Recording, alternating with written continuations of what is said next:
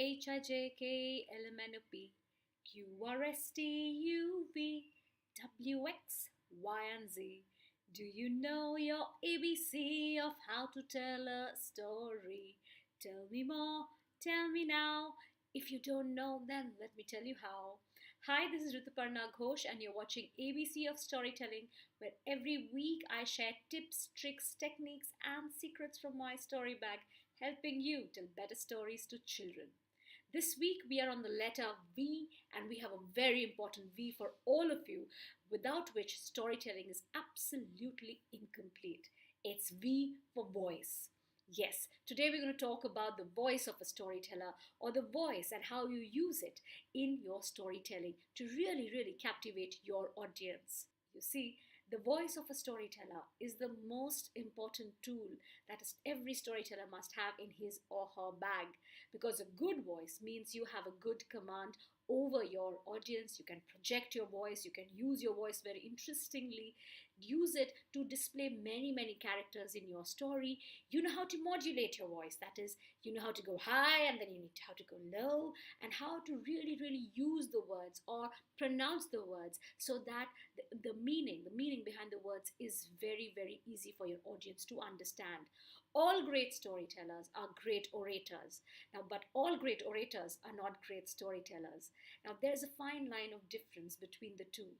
Oratory does require you to use your voice well, but to be a good storyteller is to draw your audience into your story with your voice, to really lull them into believing in the words that you say, or taking them, holding them by the hand and taking them into an imaginary world that you have created with your voice and your performance.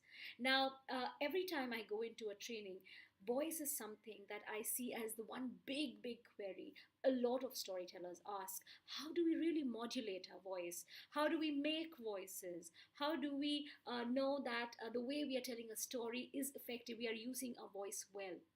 Well, the first thing that I always tell them is that a storyteller's voice is a little different from when you are talking.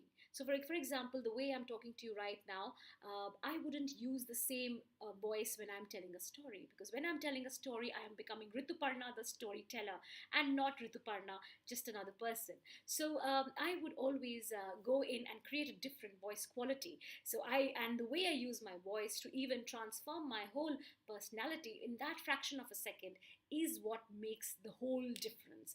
So, for example, if I were to say that this story is about a man called Shaker. You see, Shaker have always wanted to have a dog. And he wanted to have a dog all for himself, only because he wanted the dog to follow him at every nook and corner in the house. He wanted the dog to come and say, so you see, the voice of a storyteller is something which transforms the personality. It also takes you into creating a new character, which is the narrator. And again, so the voice is something which really draws your attention towards you. There are some voices that make your heart beat faster. There are some voices that make you turn your head. So do you have that voice naturally, or can you train your voice to become have that kind of a voice quality? Again, we are all very different people. Some of us speak softly. So does that mean that you cannot be a good storyteller? Well, of course you can be. It is about how you use those, your vocal qualities, how you can use your voice to really lull your audience is what it is all about. Do all storytellers need to have a very strong voice? Well, not today in the day and age of having microphones. I don't think that all storytellers need to have a very good loud voice, but a good throw. It is something where your voice goes out clear, where your speech is not muddled or muffled, and your audience doesn't have to work really hard in following every word that you're saying. If you have that kind of a voice which is clear and crisp, crystal clear, then please work on it. If you don't have it already, speak a lot more so that your voice gets better.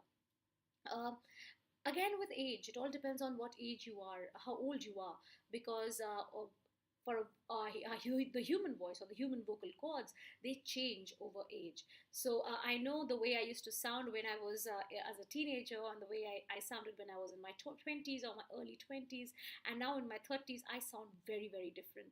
So and I'm looking forward to it. How would I sound when I'm in my 40s or in my 50s and my 60s, and when I'd be telling stories? So I'm sure my voice is going to change with time, and I will have to learn how to adapt my telling style with the voice, and how it I can mold it. Again, vocal cords do get tired, so that's something that I always tell aspiring storytellers and new storytellers, that don't abuse your vocal cords. Please respect them. Use speak only when you have to speak, and take enough rest before and after you have to tell before you've told a story, before you have to tell a story, and after you've told a story, because your voice is the only thing that is going to take you ahead. So please do respect your vocal cords, give it enough rest. At the same time, how to really use your voice to modulate. Now that's the other thing that I get asked often. So here is my tip to you: just read a book, understand what every word says. So there are a lot of adjectives, there are a lot of action words. The way you read that word always tells you how it is supposed to be read and how you can modulate your voice. So, for example, if the word is big, you don't say there was a big house. You say there was a big house. So you make the house really big if you have to really make it big. Again, the big can be of various different kinds. You can say there was a big house, or you can say there was a big house, or there was a big house. So the big can be said in many different ways. Making voices, now that's something which a lot of people ask me, how do I make voices? Now I don't have really a recipe or a trick to really tell you whether you can how can you really craft or really practice making different voices. One of the ways, of course, is to be a good listener. If you listen to other people talk, if you listen to different talking styles or different dialects, or the way they use their voice, you can perhaps mimic them into your stories. Thankfully, I've been blessed. I can make a lot of voices, and I like to pick up stories where there are many characters, so that I can make different voices for them. But even if you can't make different voices, you could always try telling the same line in different ways, or put different emphasis at different times, at different words, and by that same line can sound very different. So, for example, if three characters have to say hello, good morning, how are you, you could perhaps give different emphasis on hello or good morning or how are you. Have different people emphasize on these three things and make it sound different. So, for example, it could be hello, how are you?